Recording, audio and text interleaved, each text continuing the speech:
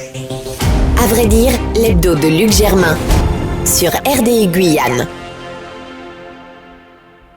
Garance Lecoq, bonjour. Bonjour, merci de votre invitation. Alors vous êtes coordinatrice à GNE, qui veut dire Guyane Nature Environnement. Vous vous intéressez bien sûr aux questions environnementales. Vous représentez 3 organisations, la CEPANGUI, le GEPOG et l'association Quata. Vous vous êtes illustré récemment sur différentes affaires. C'est à ce titre-là que je souhaitais qu'on puisse s'entretenir. Est-ce que GNE est spécialisé dans la lutte sur l'environnement, ou y a-t-il une dimension plus pédagogique, par exemple, d'essaimage des savoirs sur les questions environnementales? Alors au niveau de notre action, au niveau de GNE, on essaie d'avoir une action assez diverse. On a donc un aspect contentieux qui commence à être très connu en ce moment, mais d'une manière générale, le droit de l'environnement, c'est aussi le droit à l'information sur les projets qui peuvent impacter l'environnement. Donc à travers nos réseaux sociaux, à travers nos communiqués, on essaye de répondre nous-mêmes aux questions et aux consultations du public, et aussi de partager de la connaissance le plus possible. Alors, vous faites de la veille environnementale et vous saisissez ce que vient de voir la justice. Vous avez commencé par Oplata. Enfin, je prendrai le sujet qui nous intéresse là, aujourd'hui, en premier lieu. On viendra ensuite au second. Alors, sur Oplata, il y a 2 questions, en fait. La question de la cyanuration, on pouvait penser que vous seriez intervenu principalement sur la cyanuration. Or, l'arrêté préfectoral et ensuite le référé que vous avez introduit sanctionne d'une certaine façon l'opérateur industriel, mais sur une autre question, laquelle ? Alors c'est sur la question de la caducité. Ce qui s'est passé, c'est que les services de l'État ont octroyé à Oplata une autorisation pour mettre en service son unité de cyanuration. Elle a été octroyée en 2015. Et en fait, certains actes administratifs ont comme une date de péremption, si vous voulez. Et du coup, l'opérateur devait mettre en service son installation d'ici 3 ans. Et malheureusement, ça ne s'est pas fait dans le délai imparti. Et du coup, le juge a regardé déjà en premier lieu si l'acte administratif était toujours valide. Il a constaté que ce n'était pas le cas. Et donc, en fait, à partir de ce moment-là où l'acte administratif tombe, il n'y a même plus besoin de regarder les autres moyens qui sont soulevés. Moi, il me semblait qu'il y avait une autre affaire. C'était celle de la mise aux normes, au fond, des installations. Vous avez contesté cette mise aux normes, qui a été entériné par un arrêté préfectoral, et finalement, vous avez, encore une fois, gain de cause. Quel était le cahier des charges et quelle mise aux normes devait opérer l'intervenant industriel ? Alors en fait, là, c'était sur un arrêté complémentaire de 2019 qui a été pris à la suite de différentes modifications sur le site qui avaient été menées par Oplata. Donc les services de l'État ont constaté qu'il y avait différentes modifications, comme par exemple la hausse du nombre de cuves de traitement au cyanure. Donc il fallait régulariser tout ça. Et finalement, les services de l'État ont jugé qu'ils avaient besoin de plus de temps de réflexion, de plus d'informations, et ont demandé des compléments à l'opérateur avant de régulariser ses installations. Et en fait, comme cet arrêté dépendait de l'arrêté de 2015, l'arrêté de 2015 étant tombé, l'arrêté de 2019 tombait aussi. D'accord, mais sur des questions beaucoup plus tangibles, nous, sur les stocks, par exemple, de cyanure, on peut comprendre qu'il y a une intervention. Or, le cyanure est quand même toujours autorisé. Est-ce que la question que vous visiez au fond, c'était la cyanuration ou simplement gagner du temps ? Le temps qu'éventuellement, et ça, on va traiter cette question-là, que l'Europe, qui a été saisie depuis plus de 10 ans sur la question de la cyanuration, qui a failli suivre les ONG environnementales, mais qui finalement ne l'a pas fait, est-ce que c'est pour vous une façon de gagner du temps ? C'est pas forcément une façon de gagner du temps. L'idée, c'est surtout d'éviter que des projets potentiellement dangereux conduisent à des accidents. Effectivement, on a porté le plaidoyer contre la cyanuration et d'ailleurs, au-delà de l'échelle européenne, même à l'échelle française, la cyanuration a failli être interdite en 2010, en 2018 et elle a été soumise au vote des parlementaires dans le vote de la loi climat en 2021. Donc c'est une question qui reste, qui fait l'objet de débats, parce que c'est aussi, au-delà de juste une question de procédé industriel, une question stratégique, la question des ressources au niveau français et au niveau européen. Donc malheureusement, le débat est un peu au point mort, mais avec cette décision de justice, on espère que ça pourra faire bouger les choses pour aboutir à une interdiction de la cyanuration. Alors, vous êtes intervenu, mais vous ne le faites jamais seul, ou en tout cas sur les 2 affaires que donc on va traiter aujourd'hui, vous ne le faites pas seul. Pourquoi avez-vous besoin du secours ou de l'intervention de France Nature Environnement, dont vous êtes au fond la représentation locale? Alors effectivement, France Nature Environnement, en fait, c'est un réseau avant d'être une grosse association. Et donc GNE fait partie de ce réseau. Et en fait, pourquoi on y va à 2 c'est premièrement parce que FNE est intéressé aussi par ce genre de contentieux. On travaille beaucoup ensemble pour mener le plaidoyer au niveau national et surtout sur la réforme du code minier. On a beaucoup travaillé là-dessus, où est intervenue la question de la cyanuration. Et puis c'est aussi au niveau des moyens pour agir finalement, parce que GNE, on est une toute petite association, et si on devait attaquer tout seul, finalement, ce serait assez compliqué, et on devrait vraiment se concentrer sur très peu de contentieux.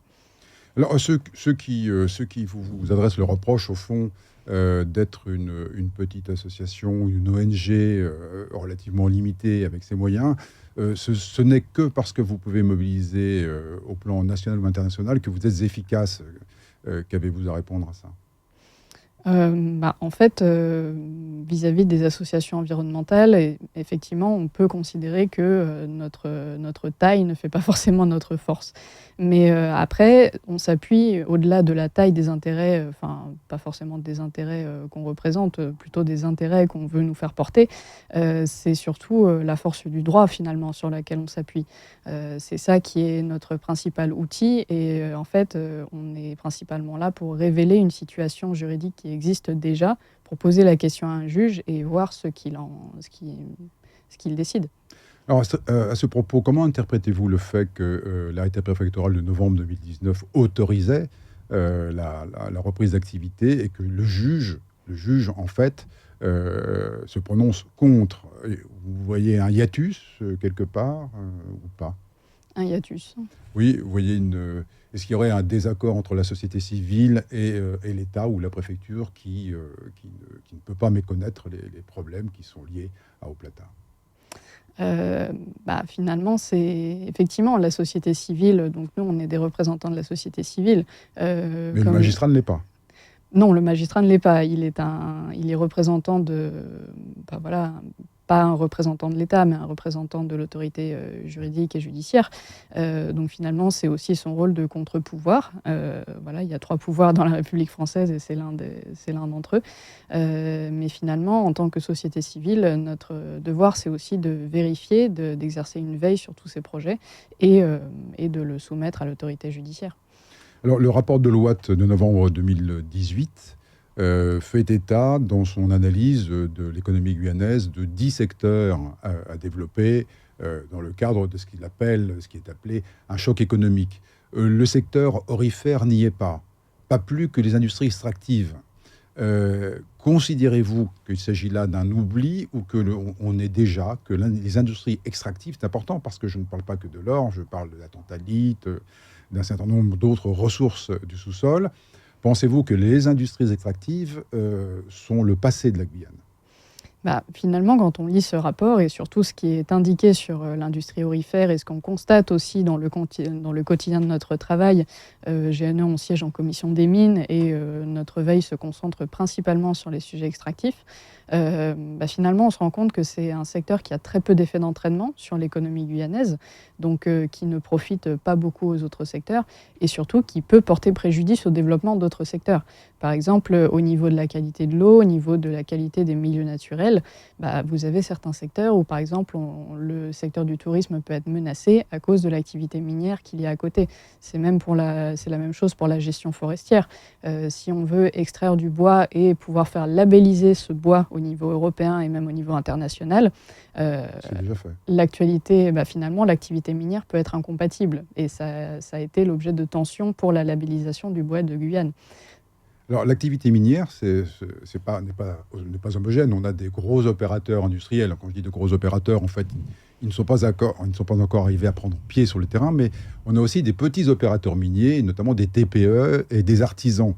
Alors, est-ce que vous êtes finalement leurs adversaires, et je ne veux pas dire leur ennemi, c'est exagéré, mais est-ce qu'au fond, là aussi, vous leur dites qu'ils se sont trompés de voie et que malheureusement, ils doivent se réorienter? Finalement, on ne s'adresse pas tant aux opérateurs miniers en tant que tels et individuellement. Ce qu'on porte dans notre plaidoyer, c'est avant tout une évolution du droit minier. Parce que pour l'instant, le droit minier est déjà dérogatoire par rapport au droit de l'environnement en France, et le droit minier en Guyane est encore plus dérogatoire par rapport au droit minier qui est déjà dérogatoire.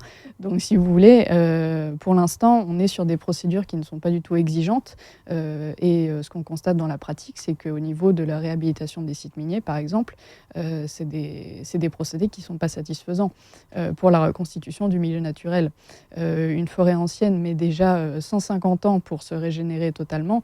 Donc, apprécier une revégétalisation d'un site à l'échelle de quelques mois ou juste de quelques années, finalement, et sans avoir fait d'état initial, donc sans avoir regardé quelles espèces il y avait avant, c'est pas satisfaisant en fait. Si on veut arriver à 0 perte nette de biodiversité, si on veut vraiment protéger l'environnement, il faut prendre des dispositions qui sont bien plus contraignantes et du coup que tout le monde les applique. Oui, alors ça c'est un objectif, mais en Guyane, on peut estimer à plus de 20 ans, même depuis le début du concaillement notamment, avec des expérimentations avec les organismes scientifiques, notamment sur les procédés de revégétalisation, donc de réhabilitation, avec un cadre juridique qui a été mis en place à côté, qui, lui, est assez contraignant, enfin, me semble-t-il. On a donc au moins 20 ans de recul. Est-ce que vous ne pensez pas que les petits opérateurs miniers peuvent mettre ça au crédit de leur activité lorsqu'ils se sont adaptés avec les tables à secousses notamment, mais surtout que le souci de revégétaliser? Est-ce que ça vous paraît, vous, une impasse de toute façon, ou peuvent-ils encore respirer?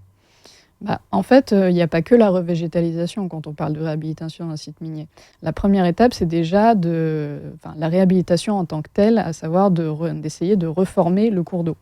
Et en fait, c'est quelque chose qui est pour l'instant difficile et qui est pas forcément bien fait dans la majorité des cas.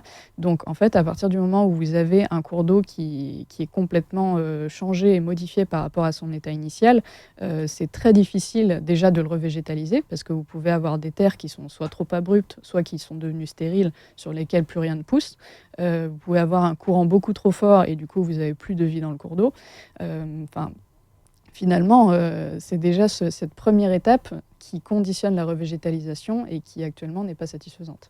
Merci Garance Lecoq. Je vous propose une pause de quelques secondes et on se retrouve après pour, sur les questions RIFER, également sur les questions EDF, Larivot. À tout de suite.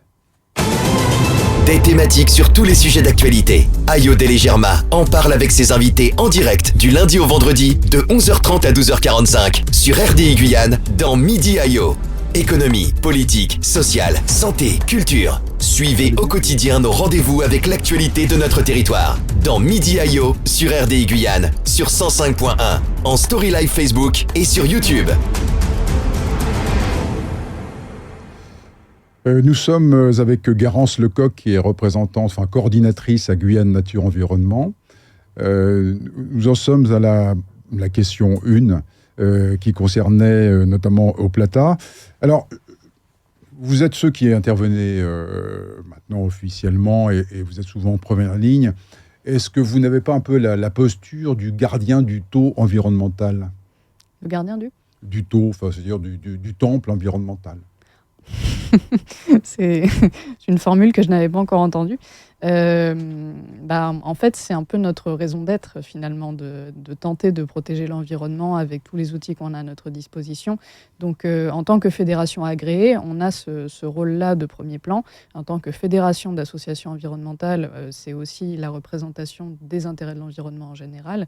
Donc oui, on est en première ligne. Après, on est assez souvent aussi comparé à des lobbies, à des groupes d'intérêt, parfois même à des partis politiques. Et finalement, on peut, alors qu'on porte juste un plaidoyer et surtout, on s'appuie sur du juridique. Alors, vous me dites qu'on porte sur vous un regard qui fait de vous, comment dirais-je, des supplétifs de partis politiques. De quelle tendance seraient-ils ces partis politiques ? Finalement, peut-être pas tant des partis politiques, mais en tout cas des mouvements qui prônent la décroissance, la nature sous cloche, la Guyane à la bougie. Oui, alors extrême droite, ni droite ni extrême droite. En tout cas, extrême vert, finalement. Alors que finalement, c'est pas du tout le plaidoyer qu'on porte.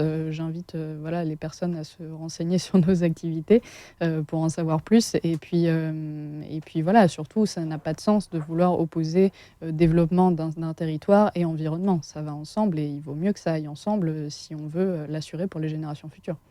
Alors, on vous attend, les ONG environnementales, on vous attend sur un champ un peu plus compliqué, qui est celui de l'engagement, mais pas seulement de la prise de position et de dénonciation, qui sont effectivement votre raison d'être. On vous attend sur une réflexion un peu plus approfondie sur les questions de développement et de l'environnement. Je ne mets pas en rapport les fameuses 80 familles mises en difficulté du fait de la fermeture de Plata. Ce que je mets en rapport, c'est ces fameuses relations au milieu qui va déterminer des champs d'intervention et qui vont nécessairement affecter l'environnement. Et donc, à quel moment est-ce que l'on peut imaginer que GNE soit associé à des démarches ou des réflexions, mais également des travaux pratiques, qui essaient de définir quelle est la part qu'on doit nécessairement consentir de cession de l'environnement au développement d'activités humaines, et quelles sont les situations limites. Est-ce qu'on peut voir un opérateur aux côtés de la CTG ou d'autres intervenants sur le plan économique et industriel? Oui, tout à fait. Et d'ailleurs, c'est notre rôle. On est tout à fait ouvert pour commencer à parler comme ça de l'avenir finalement de la planification pour la Guyane. Quelles sont les priorités, quels sont les engagements que prend par exemple la CTG ou les services de l'État. En tout cas, on peut tout à fait participer à ces réflexions et on en est demandeur. Après, au niveau des projets particulier de savoir où on met le seuil, finalement, ça, c'est à voir effectivement avec les intérêts qui sont mis en balance. Alors, si on prend la question des espèces protégées, on en a partout, quel que soit le site impacté, surtout si c'est une zone naturelle. Mais en fait, au vu, par exemple, de la surface, au vu de l'enjeu qui est porté aussi, c'est quelque chose qu'on va potentiellement pouvoir mettre en balance. Et du coup, on va s'exprimer de manière différente en fonction des projets. Et c'est d'ailleurs non seulement une question de moyens, mais aussi une question d'opportunité et d'utilité pour laquelle on n'attaque pas tout ce qui sort en Guyane. Ça n'aurait pas de sens. Alors, il y a un chercheur qui a longtemps travaillé au laboratoire Hydreco, qui a été mis en place à la suite de la construction du barrage de Petit-Saut, et qui indiquait que la Guyane, en fait, est une ZNIEF, une zone naturelle d'intérêt écologique, faunistique. Est-ce que vous partagez ce point de vue, et est-ce que dans ces cas-là, il faut sanctuariser?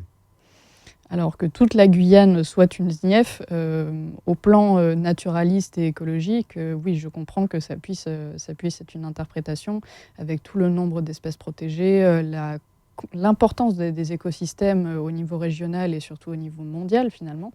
L'une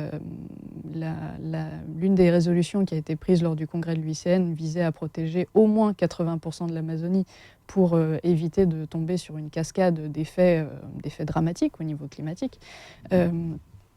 Donc oui, effectivement, au niveau naturaliste, ça tient la route. Après, s'il s'agit vraiment d'un classement qui restreigne beaucoup les aménagements, il faudrait voir dans quelle mesure ça se situe et surtout quelle est la marge de manœuvre. L'idée, c'est pas de mettre toute la Guyane sous cloche et de dire vous pouvez plus rien faire là-dessus, vous pouvez plus taper dans les zones naturelles. L'idée, c'est de le faire le mieux possible, le plus intelligemment possible, en évitant les zones à plus fort enjeu et en utilisant en priorité des zones dégradées, évidemment. Alors, je voudrais reformuler la question que j'ai posée précédemment et savoir dans quelle mesure ou de quelle façon Guyane Nature Environnement pourrait être intégré aux travaux qui sont destinés au développement économique. Est-ce que vous imaginez, par exemple, des relations avec le MEDEF, les institutions consulaires, les think tanks, le think tank sur l'économie? Est-ce que c'est un projet? Est-ce que ça a été réalisé? Ou est-ce que avez-vous une autre voie qui passerait directement, par exemple, par les institutions? Alors pour l'instant, ce n'est pas encore à l'ordre du jour. On n'a pas été contacté par ces institutions. Nous, on se situerait peut-être plus au niveau de la planification régionale et à ce moment-là, peut-être plus dans les grands plans de type le SAR. D'accord. Mais sur le CRDE 2I, c'est international et innovation, vous avez là aussi quelque chose à dire en rapport avec votre activité et l'avenir de la Guyane? On pourrait. Après, ça dépend des projets qui sont portés. Et pour l'instant, on n'a pas d'éléments et on n'a pas eu de contact à ce sujet. Mais pourquoi pas? Donc, par exemple, si je vous interroge sur le plan de relance sur la Guyane, vous savez qu'elle a obtenu 250 millions sur une enveloppe d'1,5 milliard. Est-ce que vous voyez une inscription qui tiendrait compte des priorités environnementales ou pas? Alors, il me semble qu'il y a des études sur la réhabilitation des sites frappés par l'orpaillage illégal qui est visé par ce plan de relance. Donc, c'est quelque chose qui pourrait être très intéressant à mettre en place et surtout que finalement, on a parlé précédemment d'orpaillage légal, mais l'orpaillage illégal, c'est le premier fléau environnemental en Guyane avec des conséquences énormes au niveau de la santé. Donc, si ça peut être ce genre de projet qui est mis en place grâce au plan de relance, oui, totalement. Alors, le tribunal administratif du 27 juillet dernier a émis un sérieux doute quant à la légalité de l'autorisation environnementale qui concerne la centrale du Larivot. Alors moi, j'aimerais savoir avez-vous une position de principe sur le Larivot? Bon, pas sur le Larivot, mais sur la filière centrale du Larivot. Bien sûr qu'il y a des faits dont on comprend qu'ils aient pu motiver votre intervention. Mais là, vous arrivez à un moment, alors que ça fait plus de 20 ans qu'a eu lieu le séminaire à Sinnamary sur l'avenir énergétique de la Guyane. Donc, vous intervenez maintenant, mais on a l'impression que c'est un peu tardif. Alors, pourquoi êtes-vous intervenu sur ce sujet-là qui concerne EDF? Alors que même sur EDF, il y en a d'autres, comme les TAC notamment. Alors, pourquoi intervenez-vous sur la future usine du Larivot? Finalement, on intervient là-dessus, premièrement parce que c'est une technologie qui est dépassée. Les dernières centrales qui viennent d'ouvrir, elles n'ont pas ouvert en métropole, elles ont ouvert en Outre-mer, à La Réunion, en Martinique et en Guadeloupe. Donc, on se dit que, premièrement, c'est dommage de garder en Guyane une technologie qui est déjà dépassée au niveau français. Et puis ensuite, il y a tous les arguments qu'on soulève dans nos recours, que ce soit au niveau de la localisation, en territoire d'inondation, dans un corridor écologique, l'un des derniers sur l'île de Cayenne, l'absence de recherche d'alternatives, le fait qu'on n'ait pas cherché à implanter la centrale sur des grades des Cannes, maintenant l'utilisation des agrocarburants. Donc ça, c'est un sujet qui monte beaucoup et qui est très mis en avant par EDF et les services de l'État. Mais finalement, quand on commence à se pencher simplement sur les calculs, sur la surface agricole que ça pourrait représenter, c'est plusieurs fois la surface agricole utile de Guyane. Les plantes qui sont proposées la matière première qui est proposée pour la produire, c'est des choses qui sont extrêmement chères et qui ne seraient pas rentables du tout, qui ont un très mauvais rendement. Donc, là aussi, on est en train de combattre cette fausse idée que les agrocarburants sont l'avenir de cette installation. Et puis voilà, ensuite, il y a tous les arguments qu'on développe au sujet des différentes autorisations. Alors là aussi, l'arrêté préfectoral du 22 octobre 2020 est annulé de cette façon. En tout cas, il est mis en cause par un jugement. Êtes-vous surprise de cette espèce de parallélisme qu'il y a entre Oplata et le Larivot?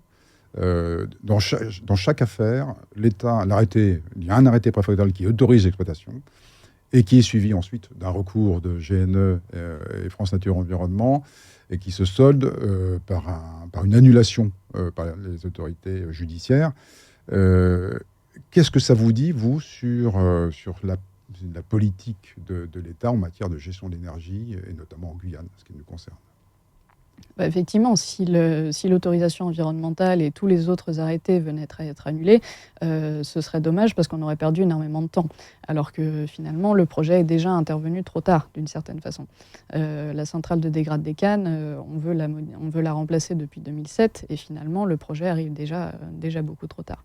Donc, déjà dommage qu'on ait gâché autant de temps, mais après, c'est effectivement, je pense que c'est plutôt un hasard de calendrier que ces deux décisions tombent en même temps et coup sur coup, parce que même au niveau des arguments juridiques qui sont soulevés, qui sont retenus par le juge, ils sont complètement différents.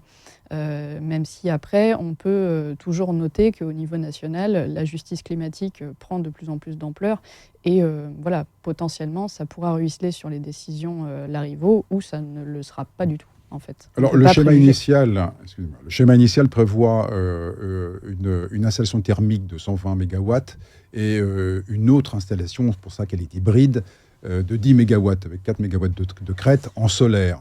Est-ce que vous estimez que ce solaire est une façon d'habiller la proposition au fuel ?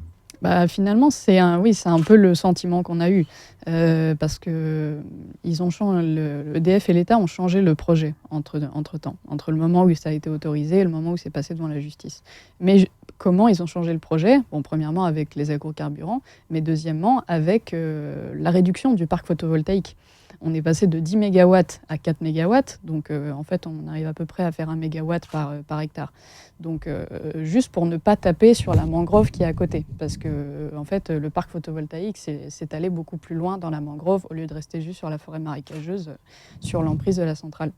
Donc oui, effectivement, si c'était si facile de taper dans le projet photovoltaïque qui est à côté, c'est que ça ne nous apparaissait pas si important que ça pour le projet. Oui, mais alors quel enseignement tirez-vous du fait que EDF mène ici une politique de décarbonation, je prends à Saint-Georges, avec un mix énergétique qui est pratiquement 100% d'énergie propre. Donc on voit bien que la Guyane peut être une façade, que je pas seulement une façade, mais une vitrine sur les capacités d'un opérateur industriel à mettre en place des dispositifs qui s'inscrivent complètement dans la COP, sera la COP 23, 24 et les suivantes. Vous y voyez une contradiction ou est-ce que EDF a été surpris à un moment donné, manqué d'anticipation ?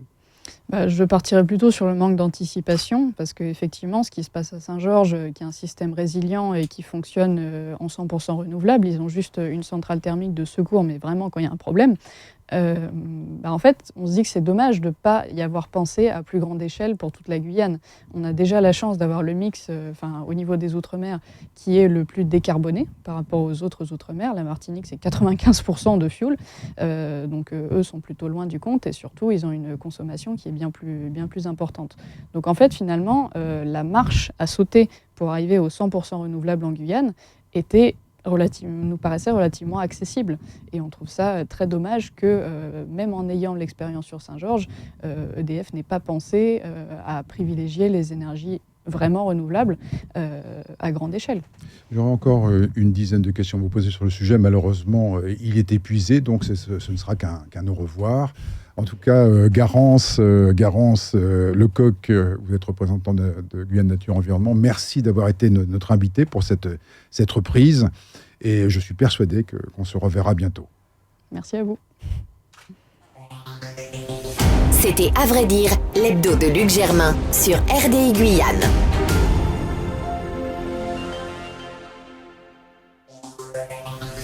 Tous les samedis, Luc Germain reçoit un invité en face à face dans À vrai dire, l'hebdo de RDI Guyane, autour des grands sujets d'actualité, politique, économie, sociale, santé, environnement. Luc Germain vous donne rendez-vous tous les samedis à 9h dans À vrai dire sur RDI Guyane sur 105.1 et en diffusion Facebook et YouTube.